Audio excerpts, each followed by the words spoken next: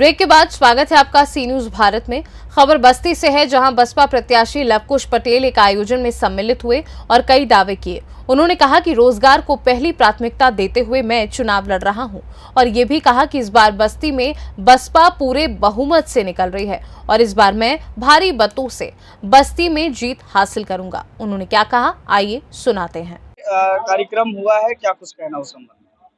कार्यक्रम हुआ है, सबको बुला के मीटिंग की गई है, सबको समझाया गया है कि सब लोग अपने क्षेत्र में लग जाएं, जी, इसीलिए मीटिंग बुलाई गई। जी। अभी ये भी देखा जा रहा है बस्ती जिले में, आप बता रहे हैं कि पूरी तरह से बसपा निकल रही है और बड़े बड़े दिग्गज नेता भी जो है सपा और भाजपा से उतर रहे हैं। कैसे आप उनको हरा पाएंगे?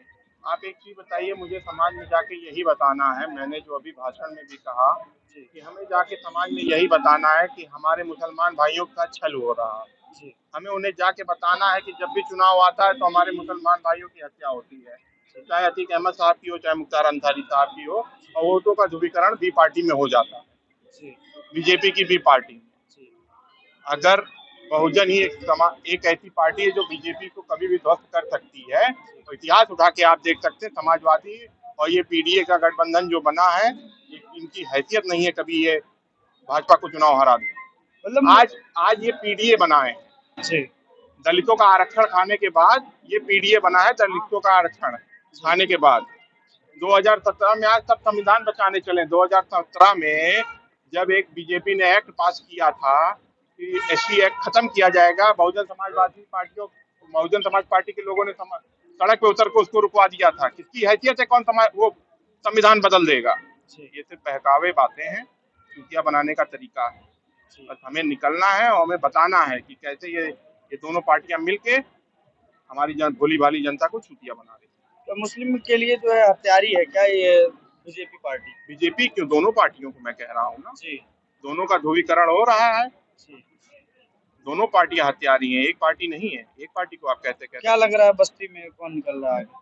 लोकसभा 61 में बहुजन समाज पार्टी की भारी मतों से जीत दर्ज होगी और यहाँ से बहुजन समाज पार्टी ही जीत पाई और कोई दूसरा नहीं जीत पाया। आप युवा प्रत्याशी हैं, क्या मोटिव है बस्ती को विकास की तरफ जाने के लिए? क्या आपकी योजना है? मतलब जाति धर्म, इससे ऊपर जाति धर्म से कहाँ आप आगे बढ़ पाएंगे, जिसमें जाति धर्म का हाल देख लीजिए, श्रीलंका का हाल देख लीजिए, पाकिस्तान का हाल देख लीजिए। ये जाति धर्म पे ही तो हुआ है।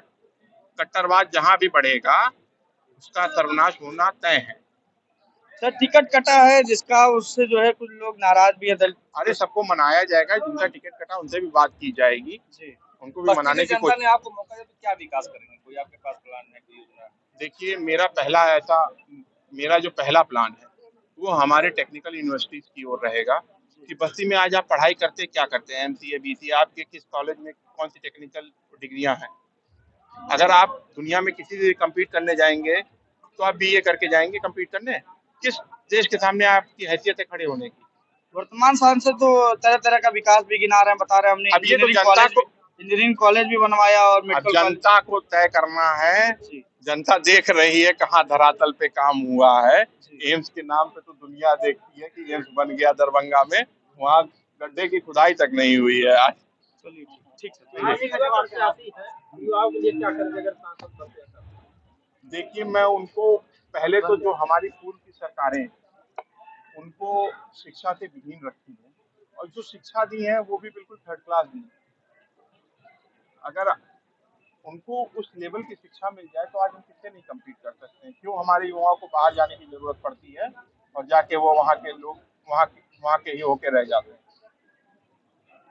पहला मुद्दा तो वैसे भी रोजगार ही रहेगा, हमेशा से रोजगार देना पहला काम है, लेकिन किस टाइप का रोजगार पार करेंगे तो आप कैसे तोड़ेंगे? अब कहने को तो मैं 2 लाख वोट से जीत रहा हूँ, अब बताइए आप कैसे तोड़ेंगे? कहने को मैं भी कह रहा हूँ बस्ती से मैं 2 लाख वोट से जीत रहा हूँ, मानिए। बस्ती से सी न्यूज संवाददाता धर्मेश की रिपोर्ट। फिलहाल इस खास रिपोर्ट में बस इतना ही। वक्त एक छोटे से ब्रेक का। ब्रेक के उस पार खबरों का सिलसिला लगातार जारी है। आप देखते रहिए सी न्यूज भारत।